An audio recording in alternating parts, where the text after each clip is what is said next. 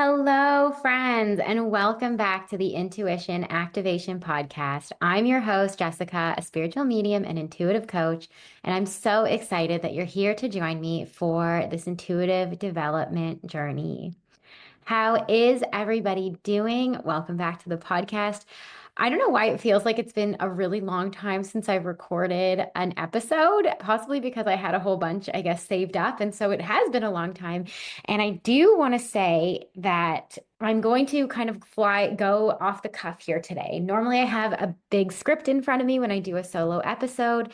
And to be honest, this week, this month has been so much more hectic than I anticipated that I almost resorted to just not even putting an episode out this week. I am recording this the day before it is meant to go out. Things just got away from me between the Jewish holiday of Passover happening last week and family coming into town and so many unexpected things popping up this month, whether it be technology issues and my phone breaking and, just so many unexpected things happening this month. As the energy forecast it predicted, there has just been a lot on my plate. And so here I am because I didn't want to leave you guys hanging and leave you without an episode to listen to this Friday. So I'm going to do my best. I have a topic in mind that I want to share. It's just not as well thought out as it normally is. I do normally have some notes in front of me. And today I am doing this episode without notes for you. So bear with me, please, as I go through this episode. Hopefully it'll still be okay. But before we get started, I do have some announcements for you guys. So I want to share with you that I have some things in the works. I am doing my best to try to create some more content, some more courses, some more learning opportunities for you guys so that you can just dive that much deeper into your intuitive development journey. That being said, because I'm developing new things, my Meet Your Spirit Guides course is going on sale. I am putting it out for just $44. So this is my signature course that's going to help you identify which clairs you're strongest. It has an activation meditation that's really going to help turn on your third eye and crown chakras and really get them going so that you really are a clear vessel and a clear channel for your guides. And then there are some really beautiful tried and true exercises to get you started on how to get some real, clear, tangible answers from your spirit guides. Guys, you don't want to miss this course and you don't want to miss it for this price. It is only $44. So head to the link in the show notes to grab my Meet Your Spirit Guides course before I raise the price up again and put out some new material. So now is your chance to grab it. Make sure that you do so. And I also want to announce this week's winner for the review of the week. So, as you guys know, I've been asking you to send me to rate and review the podcast and then screenshot it and send it to me. And many of you have been listening, so thank you for that. And so, this week's review of the week, and it's a 5-star review, and the winner is Justin Purdy. So, Justin, thank you so much for your 5-star review. I will be sending you a free access to my Meet Your Spirit Guides course. And I really appreciate the beautiful review. And so if you also would like to have this course, even though it's on sale, if you don't even want to pay that for it, then do me a favor and go and rate and review the podcast. Take a screenshot of your 5-star review and send it to me either at I am Jessica Rachel on Instagram or to my email at jessicarachel.snyder@gmail.com, and I will send you a link to free access to this course. That being said, you guys, be sure also to stick around to the very end of this episode for another intuitive development exercise. I have one prepared for you, and it's going to be a fun one. So I'm excited for you guys to do that. So let's talk about this week's episode. Today's topic is all about setting boundaries with your spirit guides. So setting spiritual boundaries. And the inspiration for this week's episode actually came from a bunch of different a bunch of different interactions that I have had with some of my students, some people in the intuition activation community, and some other friends and other potential burgeoning mediums, if you will, people who are trying to develop their intuition a little bit stronger and have been experiencing some hiccups, if you will, which is that there's this understanding or maybe lack of understanding that spirit guides are desperate to work with you, right? People think that they have to work so hard to connect with their spirit guides when really your spirit guides are working so hard to connect with you. And when you finally learn how to turn that antenna on, sometimes it can be a lot of information that comes through. And this, in and of itself, can feel overwhelming at times if you don't know how to set up proper boundaries with your spirit guides. And so I want to take a little bit of time to explore that with you. And this is information that I actually give to my private coaching clients and the students in my programs on day one, because guys, this step is that important. It is so important to set boundaries with your guides. And so I'm going to share a little bit about why it is important, why it can help you to set some boundaries, and then how to go about setting those boundaries with your spirit guides. So first, let's talk about why it's important to set boundaries and make some rules with your spirit guides when you're starting to channel your guides and trying to connect with them more and more. So, the first reason that is, first of all, I want you to think of your relationship with your spirit guides as just that. It's a relationship that you're trying to build. Just like any other relationship in your regular life, any person that you are trying to relate to, there are understood rules of communication, rules of connection, right? We know, whether they're spoken or unspoken, we know that there are certain ways that we are allowed to interact with different people in our lives. And the same goes for our spirit guides. So we know that it's not okay necessarily to call someone up at 2 in the morning unless that has been an established rule with you and a friend, right? Otherwise, typically you would know maybe not to wake them up and do that. Well, you have to establish this boundary with your spirit guides as well. And similarly, you would know that maybe there are certain things that you don't say to certain people based on certain unspoken or spoken rules. And so it's important to establish those rules. And many of us, right, as we navigate different relationships with different people, we have to sometimes verbalize the things that are okay and are not okay. And spirit guides need us to give them that same grace, because spirit guides don't have a physical body and their energy, right? Their source, right? And they don't know what it feels like to be in a physical body. And so their attempts and their efforts to connect with you can sometimes be, and this is not to scare you guys, but it can sometimes be overpowering. They don't realize how much we feel their energy when we've been ignoring them for so long, right? And they have had to try so hard to connect with us that, they sometimes feel like they have to keep trying really hard. Well, once we start actually listening and start actually connecting with them, sometimes there can be too much information all at once and too often. And we have to start to develop these boundaries with their guides so that they know when it is and isn't okay to connect with us, and that they also know what types of information are okay and not okay to share with us. So that's why it's really, really important to establish boundaries. But the other reason, and I would say for the purposes of your intuitive development, this reason is even more important, which is that for some people, they are actually holding back on themselves for fear of how powerful they actually are. If you don't know what to expect in any given interaction, you are going to brace yourself. You are going to hold back. You are not going to dive deep into the unknown. If you know exactly what to expect, you are going to find it much easier to lean into a conversation. If you know how it's going to feel, you know what you're going to hear, you know what the result of that conversation is going to be, you're going to be all ears. You're going to be perked up. You're not going to hold back at all. You're going to lean fully into relaxing and listening to and paying attention to that conversation. But if you step in with any feeling of fear, any feeling of trepidation or hesitation, you energetically are cutting off some form of that connection, that form of communication to your spirit guides. And so when you establish boundaries, this gives you an understanding of what to expect. You have set up these rules that you have given to your spirit guides and what is allowed and what is not allowed, so you know exactly what to expect.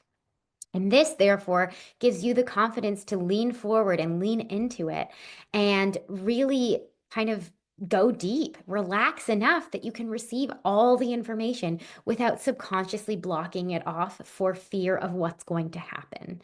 So, this I actually feel is the most important thing, and which is why I encourage my students to create these boundaries with their guides on day one, because then you know what to expect. So let's talk about how we set boundaries with our guides. I'm going to tell you how we set the boundaries, and then I'm going to share with you what types of boundaries I recommend that you set with your guides. So, the first thing that actually, let's do it the other way around. Sorry. See, you guys, I'm doing this on the fly. You're going to get it in reverse. But let's talk about first what those boundaries are, and then I'll tell you how to establish them. So, there are four categories of types of boundaries that I want you to think about when you think about connecting with your guides or establishing rules with your guides. And if you were to take a piece of paper and divide it into four, right, into two columns with a horizontal line across, so into four, you're going to have when my guides can connect with me, when they cannot, and what my guides can share with me, and what they cannot share with me. All four of these are really important for you to feel safe and grounded in what that interaction is going to feel like. So let's talk about when first. Anybody who has ever started to kind of feel the energy of their spirit guides can attest to this feeling of it feels like they're everywhere. It feels like my spirit guides are always trying to communicate with me. I'm always getting that pressure in my third eye. I'm always getting tingles down my spine. I'm always getting this sensation or that sensation. I'm seeing signs everywhere. And that is because we have not set up boundaries with our spirit guides.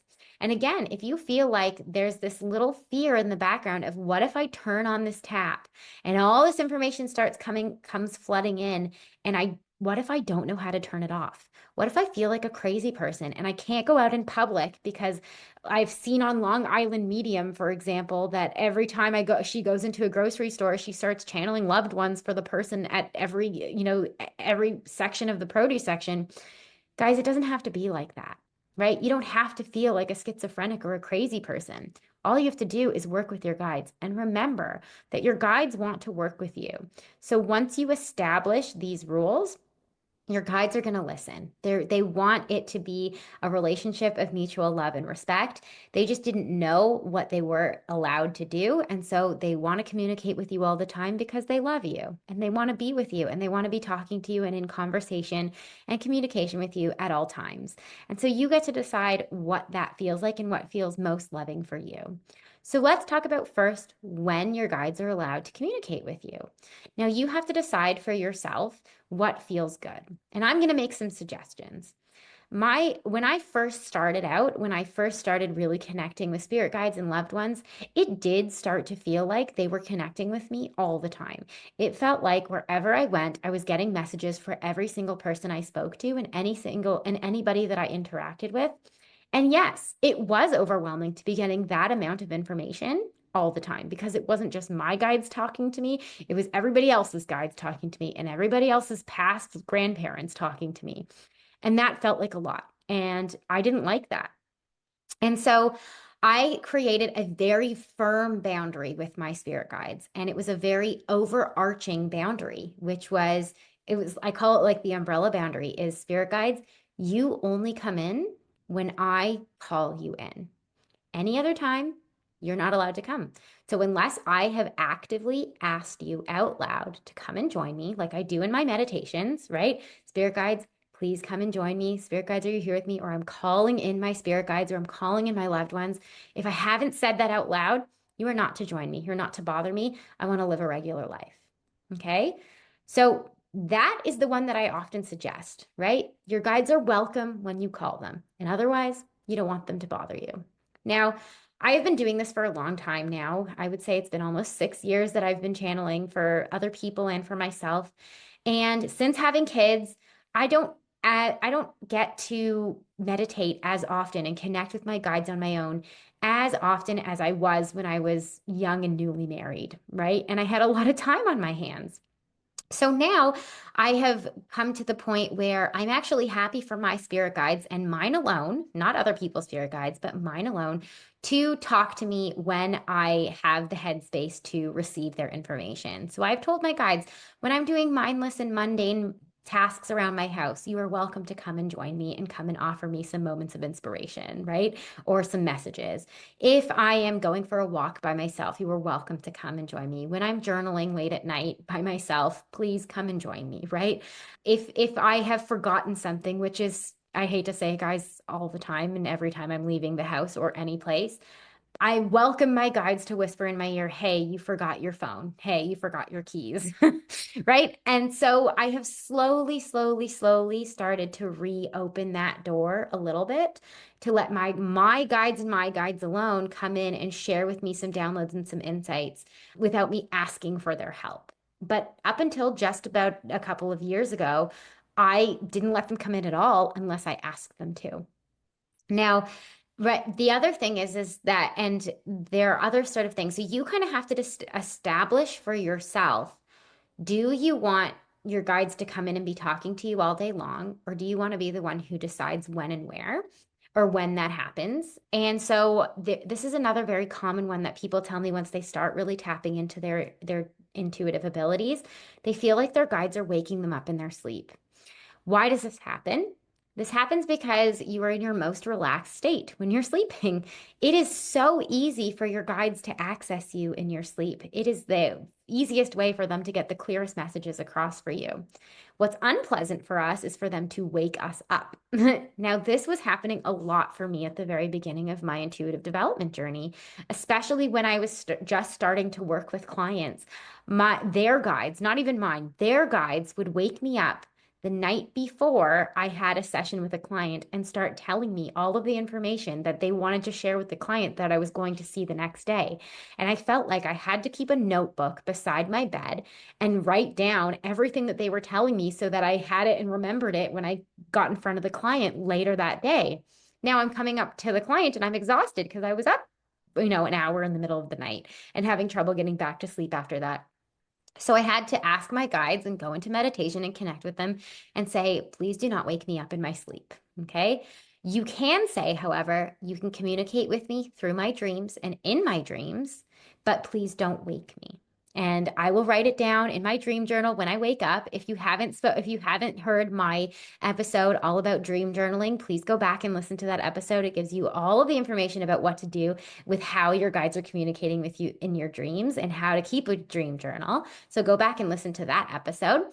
But definitely, you can tell your guides, do not wake me up in my sleep. You can visit me in my dreams and share me messages in my dreams, but do not wake me up. So that's always a good one to have. Now, some people also really love the experience of getting intuitive downloads in the shower because there's nobody else around. We're relaxed, we're alone, right? It's a great way to get messages from our guides. And a lot of people say they have their best ideas, moments of inspiration in the shower. For me, I actually didn't love it because I didn't have a pen and paper with me. I really want to be able to write down those messages that the guides are giving me. If it's like a really great idea for a podcast or my business and I don't want to forget it, I found myself hopping out of the shower and racing to my desk to write it down, half getting the paper soaking wet because I was in the shower. So I have now told my guides, actually, thank you. I appreciate the messages coming through, but actually not when I'm in the shower because I can't write them down. When I'm on a walk and I have my phone and voice notes, go for it, right? So I want you to think about when it's okay, when in your day is it okay for your guides to come in? And you can also differentiate between where as well. Maybe it's okay whenever you're alone in your home at any time that you're alone, but maybe you don't want it to happen when you're in public, when you're out interacting with lots of different people. Or maybe it's okay when you're with a friend and it's one-on-one and you're getting messages for that one friend, but maybe not so much when you're at a party full of people, right? So you really have to think about for yourself what would feel best for you.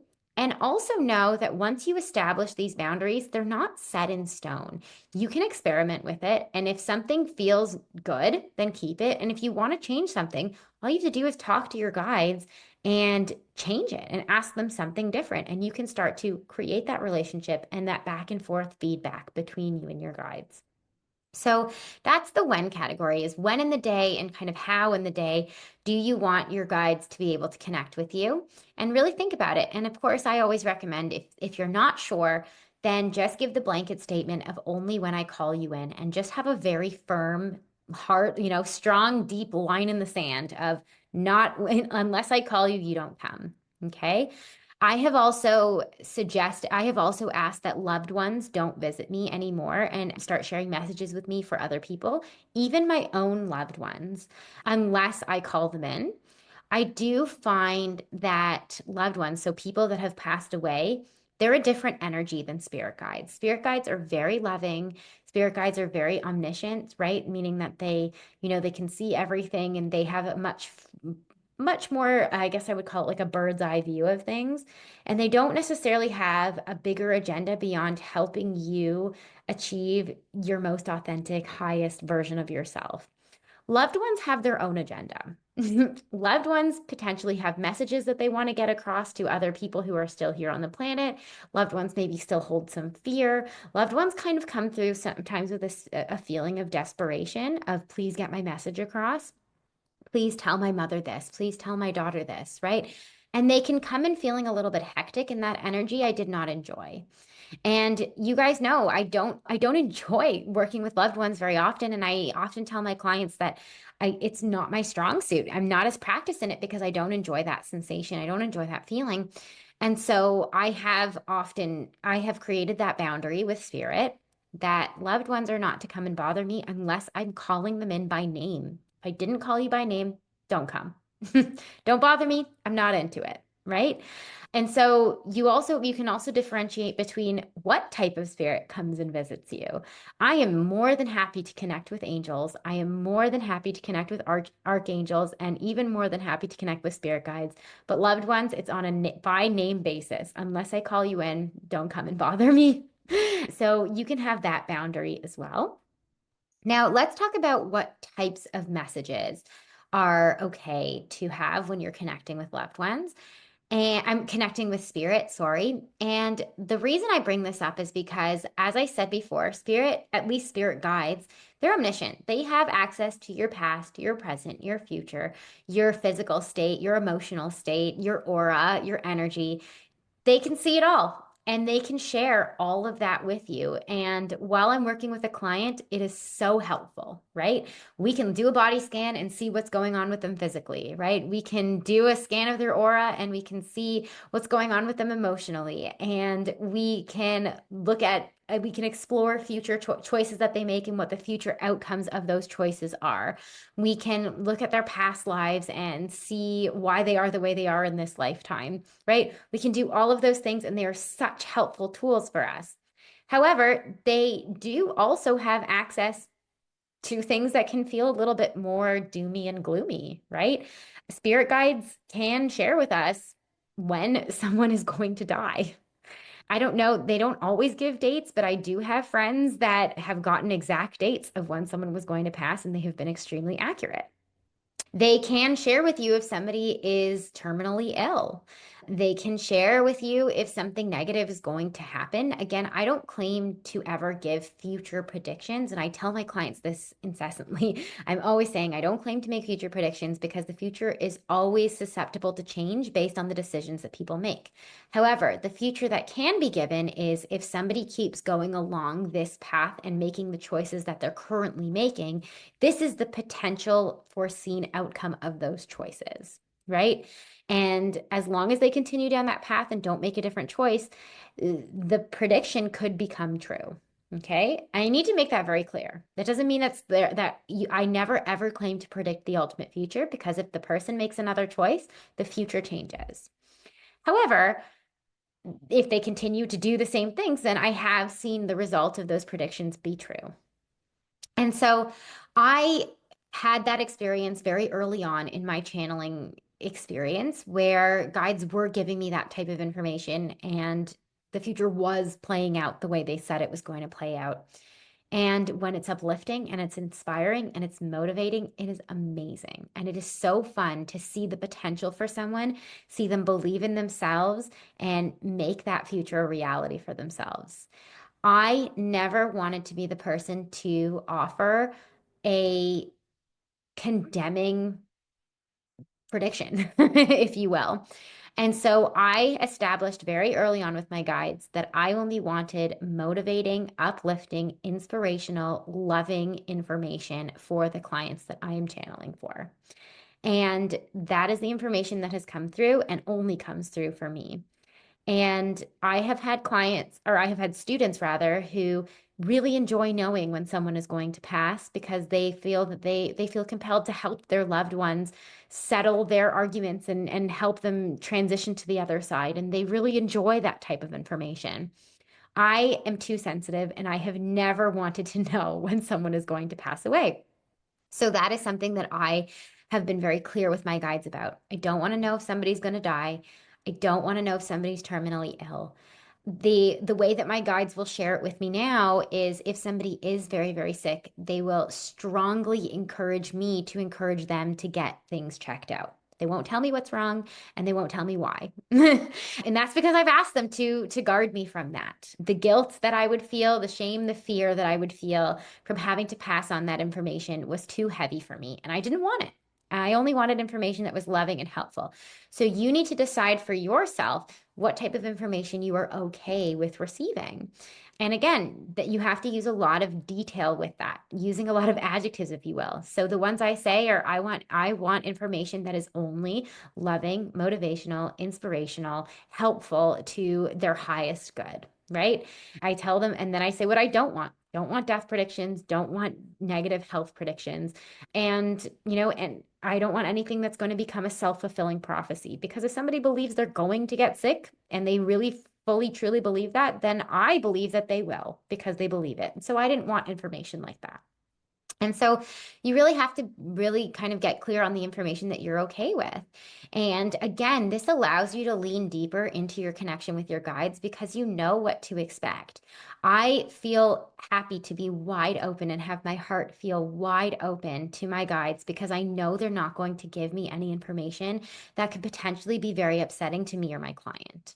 And that's worked very well for me so far.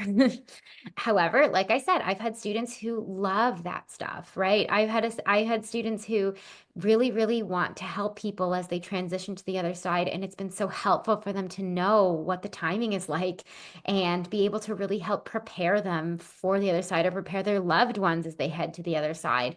And it's such beautiful and meaningful work, but it depends on the kind of person that you are. And I'll be the first to admit I'm not that kind of person. And so, yeah, really getting clear on what information you are okay with. So here's my suggestion for you. Get a piece of paper, divide it into four sections. Write when not, when they are allowed, when they're not allowed, what and what not, right? What they are allowed to say and what they're not allowed to say. And then once you have that written down, right, have your rules written down and established. Here, I'm going to share with you how you create these boundaries with your guides. What do you do? Well, you go through the process of connecting with your guides. And then once you've called them in, you then read out your rules and you establish those rules. So this will look like doing something to get out of your head and into your body. I recommend a meditation and some breath work followed by a meditation is ideal, right? Breathing in and out, deep breaths at least 5 times. Doing some sort of visualization meditation to get yourself grounded, right? Get yourself out of your head and into your body. Visualizing, your feet on the ground, right? Maybe sending some roots down into the earth, calling in some healing energy into your body and really feeling yourself connected to the earth. And then taking another deep breath and calling in your spirit guides. You can say, I'd like to call upon all of my spirit guides, my loved ones, my ascended masters, my angels and archangels, right? All of the potential beings of light who I could connect with. So call them in that way. And once you feel that they're there, right? And how do you know that they're there? You may feel a physical sensation in your body, your insurance policy, if you will, that tells you that your guides are there. Maybe it's tingling on your third eye or pressure there. Maybe you feel chills down your spine. Maybe you feel some energy that allows you to know that they are there. Or maybe you feel your heart open, right? What is that sensation that allows you to know that your guides are there? And even if you feel nothing, know that if you've called them in out loud, they are there. Okay. So if you're not at that point where you know for certain, know that when you've called them in, they absolutely are there. And then you can just start speaking to them out loud. Spirit guides or spirit, right? If you're talking to all of them, I would like to share with you some boundaries that I have when we are working together, when we are in communication with each other, when I'm channeling. And then just read off your 4 sections of rules. I forgot to add here if you wanted a fifth category, that could be who's allowed to come in, right? I spoke about whether they're spirit guides or loved ones and which guides are allowed to come in when, or which spirit is allowed to come in and when. So lay it all out on the table. Here are the things I'm comfortable with. Here's what I'm not comfortable with. And know that, again, these are not set in stone. These are things that can be changed and tweaked as time goes on. If you felt like you were too firm at first or too lax with it at first, you can go back and change it down the road. But at least then, when you do this, you know what to expect. So that's all I have to share with you about establishing and how to set boundaries with your guides. Don't forget, after you share your boundaries, you thank them and you take a deep breath and know that it is set and it is done. Okay? Once you say them and you share them, your guides are with you, they are listening, they will respect those boundaries. So, yes, that's everything I have to share about setting boundaries with your guides. Now, as promised, we are nearing the end of this solo episode, and I would really love to offer you guys a little intuitive development exercise. Now, initially, this exercise I was intending it to be a clairvoyant strengthening exercise. However, now that I'm thinking about it, it could be any of the clairs. So whichever one is your strongest or whichever way it comes through. So I am for those of you who are watching this on YouTube, just off screen and just to my right, I am holding a kid's plastic cup. Okay. And this kid's plastic cup comes in a very specific color. And I'm going to walk you through a little meditation, and I'm going to have you either visualize or hear or feel or just have a knowing of what the color of this cup is that I am holding. Okay. So let's do this little exercise together. I'm going to have everybody, as you're listening to this, doing this exercise. If you're driving, please don't close your eyes, but otherwise, I'm going to ask you to close your eyes. And I just want you to take a few deep breaths together in through your nose and out through your mouth. And again, deep breath in and release. And last one, deep breath in.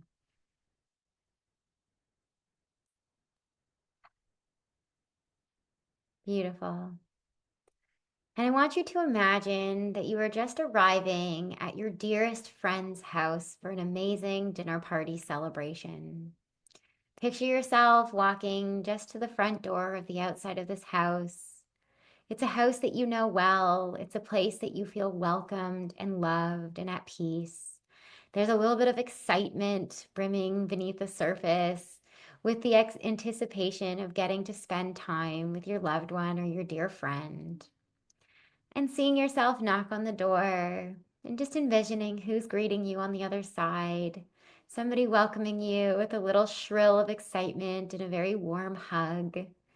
Feeling yourself being ushered into the front doorway or into the front hallway of this beautiful warm house. And as you step in, you smell the beautiful aroma of a delicious meal being cooked in the other room in the kitchen. Feeling the warmth of the energy in the house as the ovens have been on all day, cooking this beautiful meal. Hearing the sounds of other friends and family murmuring in the background. And feeling those warm, dim lights as you come into this warm, inviting, cozy house. And as you take off your shoes and hang up your coat and head into the dining room of this table or of this family home, you are ushered to your very seat. And this is meant to be a fun dinner party. And so your dear friend explains that we are having a colorful table setting. And so in front of you is a multicolored plate and a beautiful napkin, a colored napkin. Envision the color of that napkin that is next to your plate with the cutlery or silverware on top. And then your friend hands you, as a fun part of this party, a plastic kids cup. It was the only way they could get all different colors for each member of the party. Now, see this cup placed in front of you, face down, just on the tablecloth in front of you. And now see yourself pick up this cup. Feel yourself hold it between your hands. Now envision your friend offering to pour your favorite drink into this kid's cup, holding it and establishing it in your hands, feeling that excitement as you're about to drink your favorite drink. And as you take a sip from this funny little kid's cup, laughing at the thought that your friend decided to give each member of this dinner party a children's cup, very deeply hold within your heart the color of this cup and the joy that it brought you. What is the color of this children's cup that you were given at this party? What is the color of the cup? And either you hear the color, you see the color in your mind, you just know the color of this cup. And feel the delight that you feel in having your favorite drink poured to you by your dearest friend in a silly plastic kid's cup. Take a deep breath and trust yourself. What do you know the color of this cup to be? And come back to the room when you're ready.